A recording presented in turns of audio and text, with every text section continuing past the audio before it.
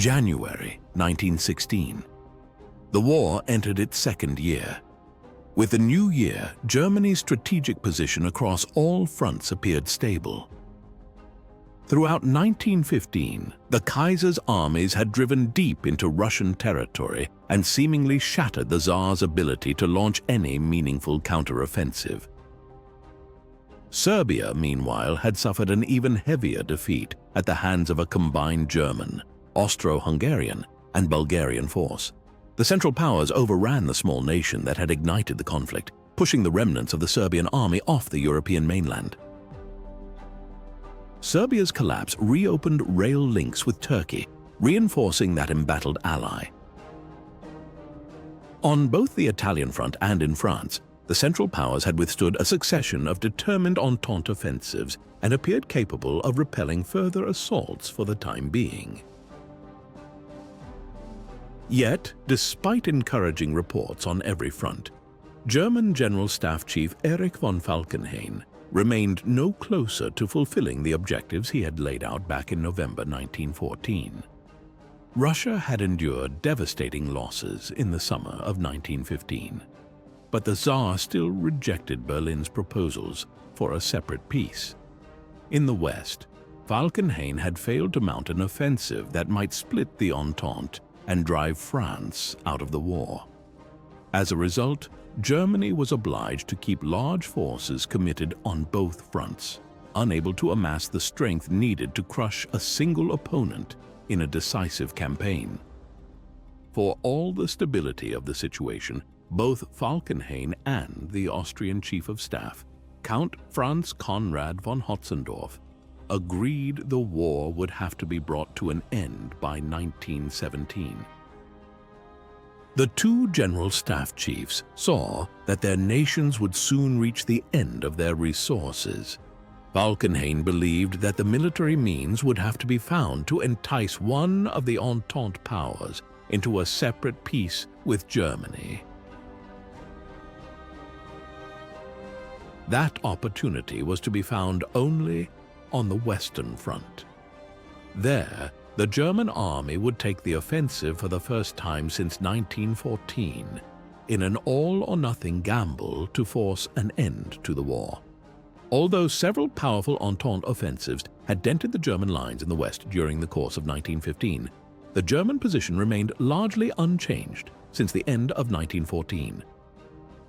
The Western Front still consisted of a trench system that ran unbroken from just south of Ostend in the north to Fetterhausen on the Swiss border.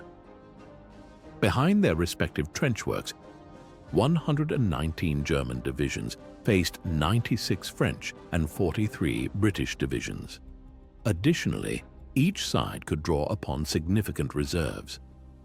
By mid-January 1916, the Germans maintained a reserve of 25 divisions in the west, while the French reserve consisted of 24 divisions, and the British of 36.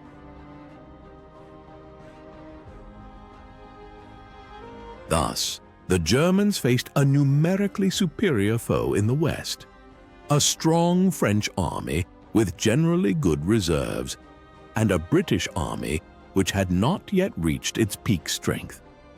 Offsetting the material factors were morale and training. Early in 1915, Falkenhayn judged the French army to be deficient in both these categories, and the British to be undertrained in their rush to get troops to the front.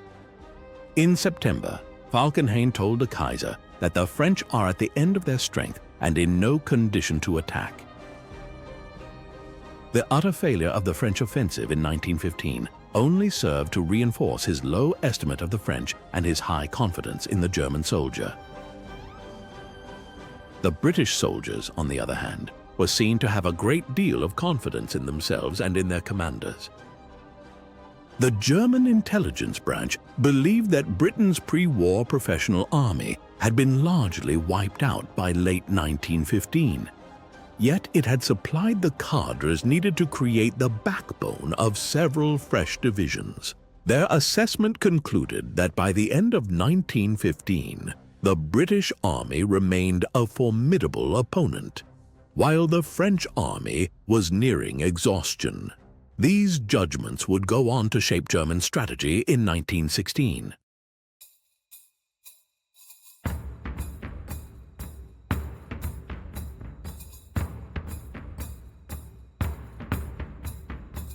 At the close of 1915, Falkenhayn faced a difficult strategic dilemma. While he assumed Russia was incapable of major offensive operations in the near future, the Eastern Giant had not been forced out of the war.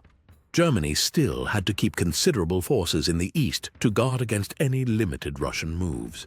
In the west, Falkenhayn could muster only 26 divisions in reserve.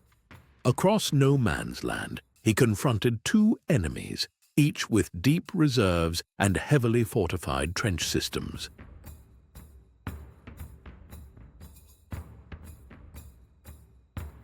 The chief of the Imperial General Staff now faced the challenge of deciding where and in what manner to launch an offensive with the limited means available in 1916. Falkenhayn regarded the British Expeditionary Force as Germany's principal foe, yet he judged Britain to be the hardest adversary to bring down. In his view, the British held the strongest defensive sector on the Western Front, with the heaviest concentration of troops, and this could not be breached with the forces Germany had at hand. He also reasoned that even if Britain's army suffered a crushing setback, it would not be enough to drive the nation out of the conflict. Nevertheless, Falkenhayn believed that in 1916, Germany might still persuade Britain that victory was impossible. To achieve this, he intended to sever the island's sea lifeline through the launch of unrestricted submarine warfare.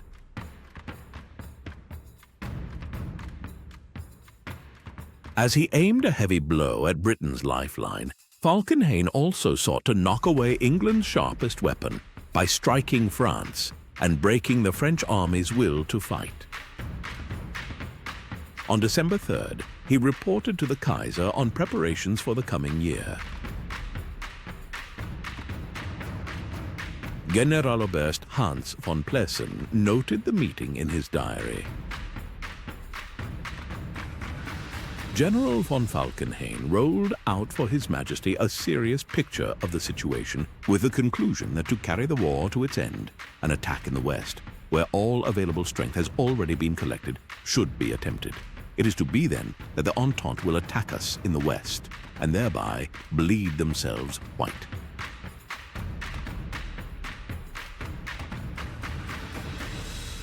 Although his plan lacked full clarity in early December, Plessen's entry reveals that Falkenhayn had already devised the concept. The French must be lured into attacking German positions, hurling wave after wave into a prepared killing ground. His intention was to attack the French at a single point where they would have no choice but to launch an immediate counterstroke.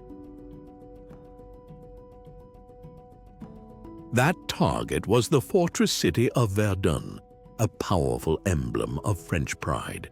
In 1914, before the Marne, it had held firm against repeated German blows. Had it fallen, Paris, and perhaps the war itself, might have been lost. Verdun was the hinge of the entire Allied line.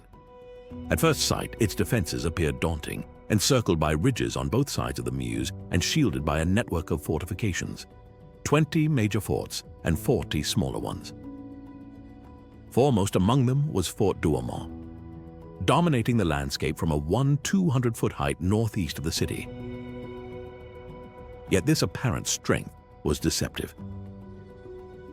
French headquarters had stripped many of the forts of their guns to reinforce the great autumn offensives of the previous year. By 1916, more than 200 guns had been stripped from Verdun's defenses. On December 8th, Falkenhayn held an extended discussion with Generals Tappan and Wild regarding a possible assault on the forts surrounding the city. Such an operation offered several advantages. To begin with, the region was well served by railways, which could be further strengthened with spur lines to move supplies, and heavy railway artillery directly to the front. Secondly, Verdun itself jutted out in a salient, one that German artillery could dominate from multiple angles. Generalleutnant Adolf Wild von Hohenborn noted in his diary the benefits this would provide. During the attack from the north and the east, the French positions will soon be so diminished that not even a mouse can live in them. Most importantly, Verdun was an object for the retention of which the French General Staff would be compelled to throw in every man they have. The offensive was assigned to the German Fifth Army, commanded by Crown Prince Wilhelm, heir to the throne, thus ensuring the Kaiser's approval. In practice, however, the prince's chief of staff, General Schmidt von Knobelsdorff, directed the tactical planning. The opening stage of the operation was codenamed Gericht, Judgment. Falkenhayn's order to the Fifth Army was simply to launch an offensive towards Verdun. Notably, the directive made no mention of capturing the city itself, but Crown Prince Wilhelm envisioned something different, i.e., the objective is to capture the fortress of Verdun by precipitous methods. This divergence in interpretation would prove costly for Germany. Several conditions were vital to the scheme's success. First, the Germans needed to maintain ample reserves to repel the anticipated French relief attack. Second, they had to hold back sufficient forces to counterattack once the French had exhausted themselves in their attempts to save Verdun. Ultimately, Falkenhayn's entire design for 1916 depended on the enemy behaving exactly as he intended. For the opening assault, 140,000 infantrymen were gathered. Entire villages were cleared to accommodate them.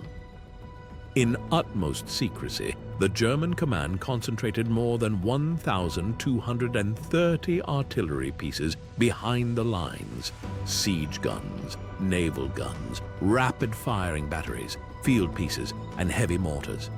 These were the weapons meant to bleed France white. To keep this vast force supplied, the Quartermaster General of the Imperial Staff organized 1,300 munitions trains. In a ceaseless flow, they carried some 2.5 million shells. The buildup continued around the clock, hidden from French eyes.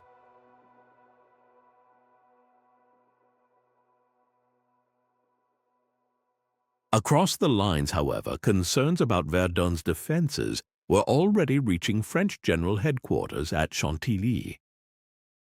War Minister Joseph Gallieni warned the French commander-in-chief.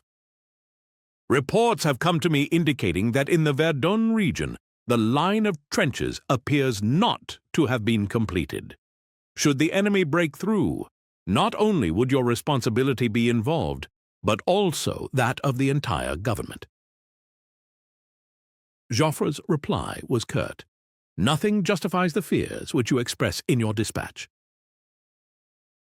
Meanwhile, German aircraft patrolled aggressively over the forward sector, hunting down any French reconnaissance plane that dared cross the front. The Imperial Air Service enjoyed undisputed mastery of the skies. They had brought together the largest concentration of air power yet seen in the war: 168 aircraft over Verdun, supported by a swarm of observation balloons. At last, even Joffre began to feel uneasy. Our minister to Denmark telegraphed that a German offensive was being talked about. This was immediately confirmed by news from Switzerland of the concentration of 400,000 men in the region of Verdun. A regiment of engineers was immediately sent to Verdun to strengthen the defenses on the east bank. With every tick of the clock, time was running out for the poorly prepared and outmanned French. German troops continued to pour into their forward trenches, the starting point for the grand offenses. By the thousands they came, the best troops in the German army, veterans hardened by 2 years of trench warfare. 24 hours before D-Day, all was ready. The troops now only had to wait for Judgment Day. Germanic efficiency had accounted for every eventuality, everything but the weather. Gales, rain, and blizzards forced Falkenhayn to delay the assault, scheduled to start on the 12th of February for 9 days. 9 days of trying to hide 1 million battle-ready men, the massed artillery, and mountains of ordnance from air reconnaissance.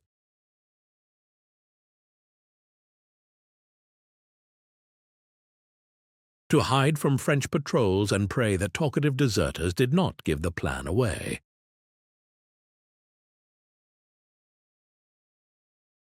Nine critical days for the French to bring in 2 more divisions of veterans in hopes of stemming the German storm about to break on Verdun.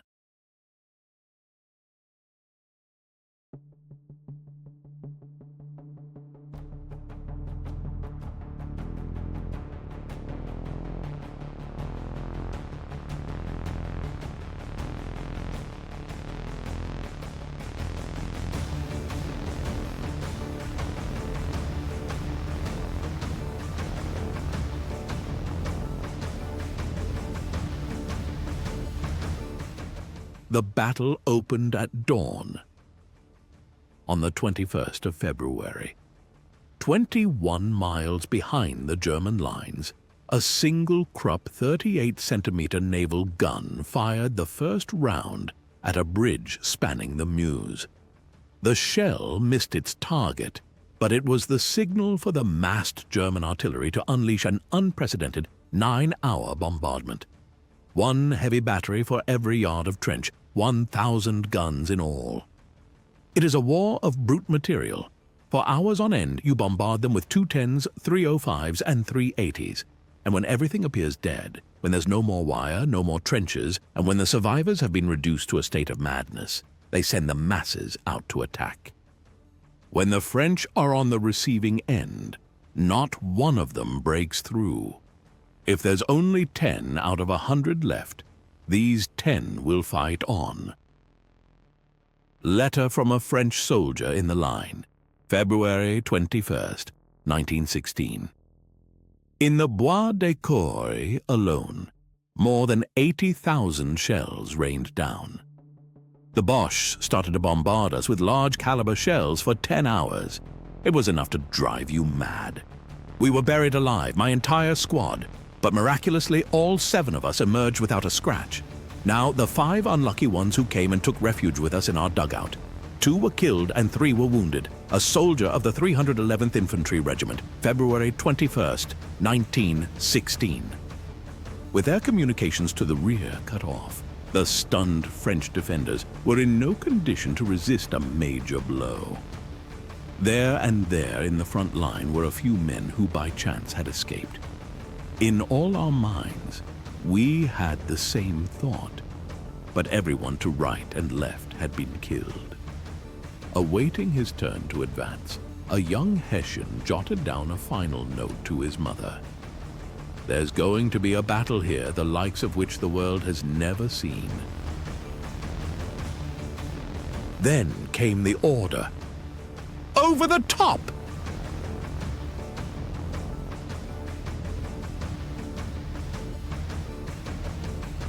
Elements of the German army pressed forward across a shattered, moon-like battlefield of barbed wire and concrete defenses, with 8 miles still between them and their objective.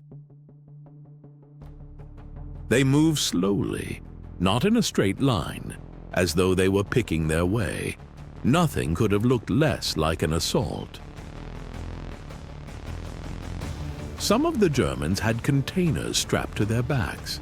They seemed like laborers going to spray the vines. Those laborers carried flamethrowers, Germany's new weapon, unleashed against the French for the first time. Tons of oil, forced out by compressed nitrogen, turned men into living torches. Yet German caution blunted the effect. Orders from above restricted infantry action on the opening day to small fighting patrols, probing for weak points through infiltration.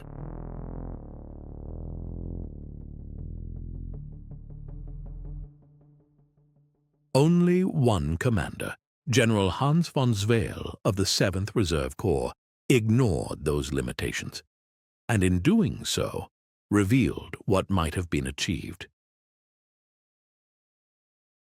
Stormtroopers were placed just behind the leading patrols, and within 5 hours, the Bois Dormont was in German hands. In the Bois des Cours, however, Émile Driant's clever reliance on strong points rather than a continuous trench line allowed the surviving chasseurs to stubbornly resist the German 18th Corps. On February 22nd, von Zwehl again drove the German attack forward, smashing through a regiment of territorials from the French 72nd Division's left flank at the Bois de Consenvoy, then capturing Ormont and ripping open a gap in the French first line, exposing the flank of the Bois des Cours. That afternoon, the gallant Driant was killed while leading the remnants of his battalions toward the relative safety of Fort Douaumont. Within 2 hours, much of the French forward line had collapsed, but the Germans too were paying dearly, suffering severe casualties among their elite stormtroopers, losses they could not easily replace. The following day, the attackers encountered a hastily constructed intermediate line, so new it did not even appear on their maps. The stubborn defense of Herbebois by the French 51st Division finally ended by nightfall, though overall German gains were still short of expectations. Meanwhile, powerful French artillery was massing ominously on the left bank of the Meuse, offering little immediate relief to the hard-pressed infantry. Before dawn the next day, Samonieu fell to the Germans. The battered 51st and 72nd Divisions were nearing complete collapse. Fort Douaumont was lost, and within 3 hours the 2nd French defensive line disintegrated. The 3rd Zouave, thrown into the fight in fragments, without shelter from the freezing cold or the relentless bombardment, disintegrated under assault by the Brandenburgers. For the first time on the Western Front since 1914, German commanders believed a breakthrough was within their grasp. Few trenches now barred their way, hardly any wire at all.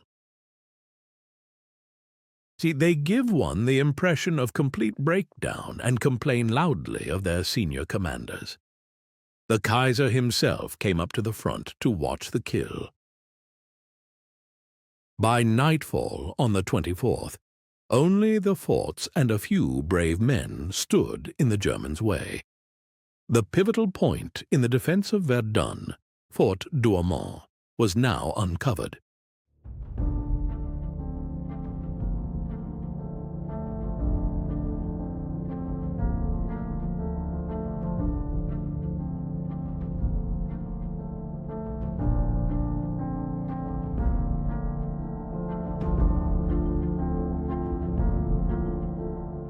On the 25th of February, the men of the elite 24th Brandenburg Regiment entered the gap left by the retreating 3rd Zouaves. They had no orders to capture Fort Douaumont. The objective lay short of the fort, but their regimental motto was, "Do more than your duty." In small groups, they pushed beyond the stipulated objectives as far as Fort Douaumont. Emboldened by the curious inactivity of the fort, a few pioneers under a sergeant named Kuntze pressed through the outer defenses to the dry moat. Still undetected, they climbed through a gun embrasure in one of the fort's galleries. Inside the fort, the garrison numbered less than 60 overaged and undertrained territorial reservists commanded by a sergeant major. A handful of men were manning the guns. Though German 42-centimeter shells had not inflicted critical damage on the fort, the shock waves and fumes they produced had driven the majority of the defenders to shelter in the bowels of the concrete bastion. It's an unending hell. I live in the casemate at the bottom of the fort, with a light on day and night. You can't go out for fear of shell fragments, which fall daily into the trenches and onto the fort. In a word, it is solitude in all its horror. When will this veritable martyrdom end? letter discovered on the body of an unknown French soldier. Kunze was followed in by 3 other assault teams. Without a fight, the defenders of Fort Douaumont, the world's most powerful fortification, surrendered. The capture of such a prize at minimal cost ignited celebrations across Germany. The Crown Prince himself decorated the victorious Brandenburgers, and it seemed the road into Verdun, just 5 miles away, had been opened. Inside the city, panic spread. Whispers circulated. The city is lost. At French headquarters, opinions clashed. General Langle de Carry, commander of the Central Army Group, urged an immediate withdrawal of all remaining forces to the eastern heights. But the resolute de Castelnau opposed any retreat. He ensured General Henri-Philippe Pétain's Second Army would be pulled from reserve to defend the left bank of the Meuse, and extended Pétain's command to the right bank as well, which was to be held at all cost. Pétain's rise was remarkable. A peasant-born colonel nearing retirement when the war began, he was now summoned as the savior of France. Soldiers knew of him, his reputation for caring about their welfare, and his refusal to waste men's lives preceded him. Though he would have preferred to pull back to a stronger position, Pétain understood the realities of modern firepower and commanded trust. He instructed his officers to conserve strength for the counteroffensive that lay ahead. His arrival at Verdun transformed morale. Confidence in the fortress line was renewed. French artillery was massed to grind down the enemy, and Pétain placed supreme emphasis on logistics. With all major rail links destroyed by German long-range guns, only a single narrow-gauge line remained to supply the city. Alongside the railway ran one second-class road. It was only 20 feet wide, just wide enough for 2 vehicles to pass.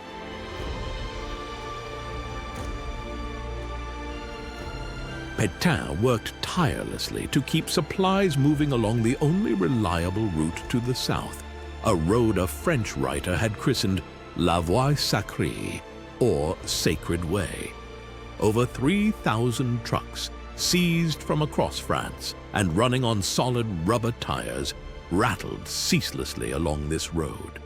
The flow of traffic seemed endless. During the crucial week of February 25th, thousands of tons of supplies and 190,000 soldiers were funneled down this single artery. 6,000 vehicles each day, one every 14 seconds, continuing without pause for hours on end. In the months that followed, 2/3 of the French army would travel this route, bound for Verdun's slaughter. In many ways, these efforts suited Falkenhayn's strategy. Still, as de Castelnau recognized, French doctrine and national pride made abandoning Verdun unthinkable. Even so, the German offensive was already beginning to stall before Pétain's measures took full effect. Nearly 250,000 men were now caught in the struggle, and the scale of bloodshed was spiraling out of control. Our blind, wounded, crawling and shouting soldiers kept falling on top of us and died while splashing us with their blood. It was a living hell. Anyone who has not seen these fields of carnage would never be able to imagine it. When one arrives here, the shells are raining down everywhere with each step one takes. But in spite of this, it is necessary for everyone to go forward. One has to go out of one's way, not to pass over a corpse lying at the bottom of the communication trench. Further on, there are many wounded to tend. Others who are carried back on stretchers to the rear. Some are screaming, others are pleading. One sees some who don't have legs, others without any heads who have been left for several weeks on the ground.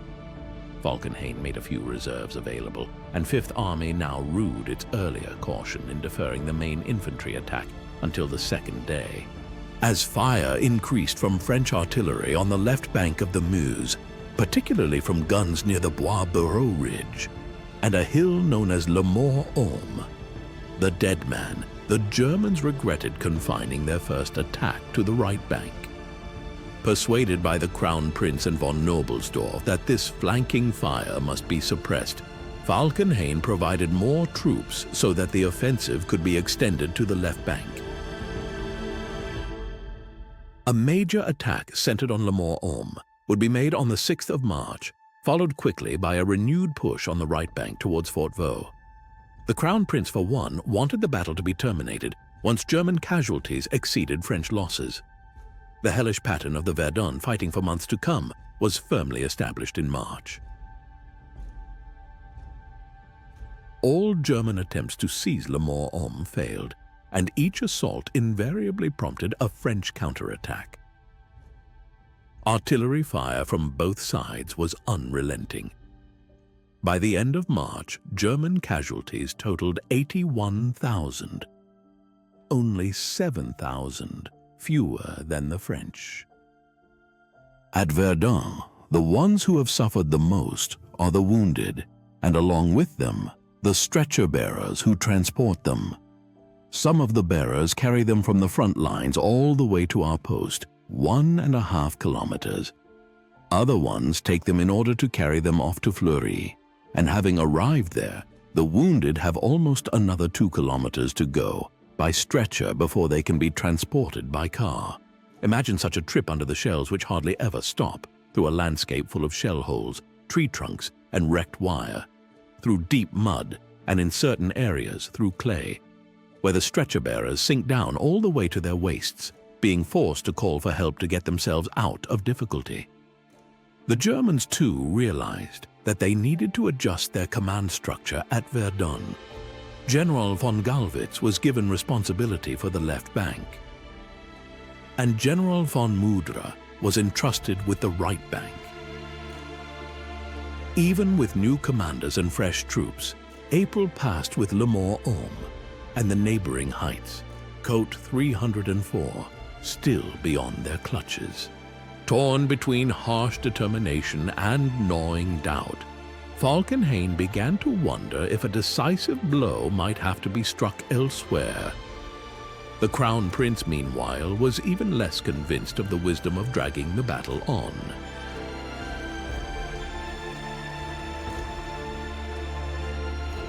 Knobelsdorff, however, felt no such hesitation. He urged Falkenhayn forward, pressing him to sustain the assault.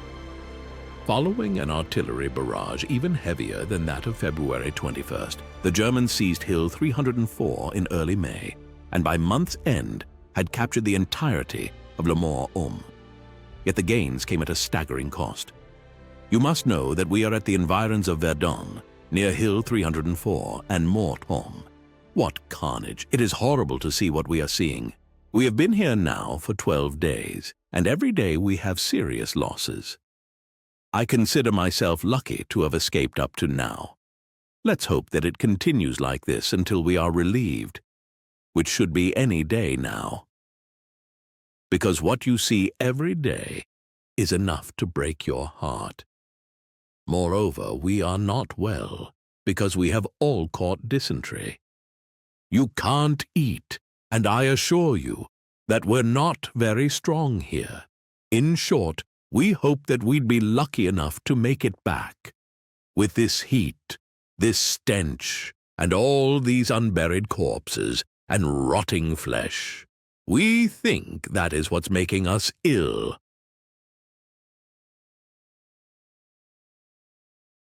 Despite Pétain's notable success in blunting the German advance, Joffre offered little recognition.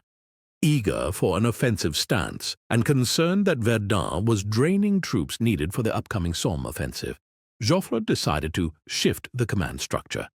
Pétain was moved upward to lead the Central Army Group, while Robert Nivelle was named his successor at the head of Second Army. On May 1st, Nivelle assumed direct command of operations. Alongside him came Charles Mangin, the divisional commander whose reputation earned him the grim titles the Butcher and Eater of Men, due to his unshakable faith in relentless attack regardless of casualties.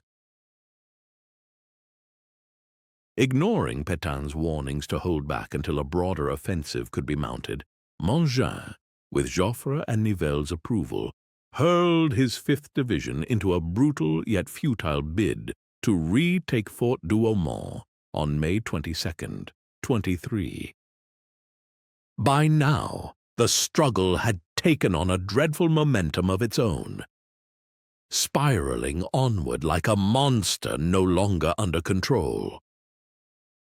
Aggressive commanders on both sides made sure the slaughter never relented. Dissatisfied with the meager gains on the right bank, Nobelsdorf secured Falkenhayn's approval for a fresh 5-division assault in the area. The operation, code-named Make-up, began on the 1st of June, aiming to capture Fort Vaux, Fort Seville, and a stronghold of the Ouvrage de Thiaumont, regarded as the last major barrier before Verdun itself. At Fort Vaux, the defenders fought with extraordinary courage, contesting every inch of the suffocating underground passages against relentless grenades, gas, and flamethrowers. We had no communication with the rear for 3 days and nights because bombardment did not let up. We were not even able to get our rations, and we only ate biscuits and chocolate. There was almost nothing to drink. Finally, we were able to get our rations, but with a lot of difficulty. Therefore, we're glad to get out of here, because we've been completely brutalized by the bombardment. One has to have a strong heart to endure such a martyrdom. This is not war. It's a massacre. Oh, when will it end? It's terrible to see what's happening. After enduring 6 days of unimaginable suffering and consumed by unbearable thirst, the exhausted garrison finally surrendered. The following day, German forces seized the Ouvrage de Thiaumont, only to lose it again by afternoon. In the months that followed, Ouvrage de Thiaumont would change hands no fewer than 14 times. Petain's line of resistance was beginning to fray, and his frustration grew at Britain's failure to launch the Somme offensive, compounded by Nivelle's reckless expenditure of men in endless counterattacks at Verdun. General Pétain would later recall the image of French troops advancing once more into the inferno. Their expressions seemed frozen by a vision of terror. Their gait and their postures betrayed a total dejection. They sank beneath the weight of horrifying memories. They had passed through a fiery ordeal, and neither they nor the Europe they had once known were ever the same afterward. By the 12th of June, the Second Army had just one fresh brigade in reserve. The Germans were hamstrung by their own manpower problems at the critical moment. Brusilov's offensive against the Austrians on the 4th of June had forced Falkenhayn to release 3 divisions from the west for the Eastern Front.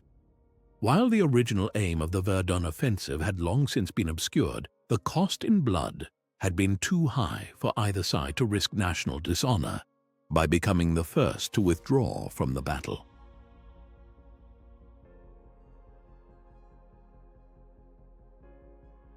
I stayed 10 days next to a man who was chopped in 2. There was no way to move him. He had one leg on the parapet and the rest of his body in the trench. It stank, and I had to chew tobacco the whole time in order to endure this torment.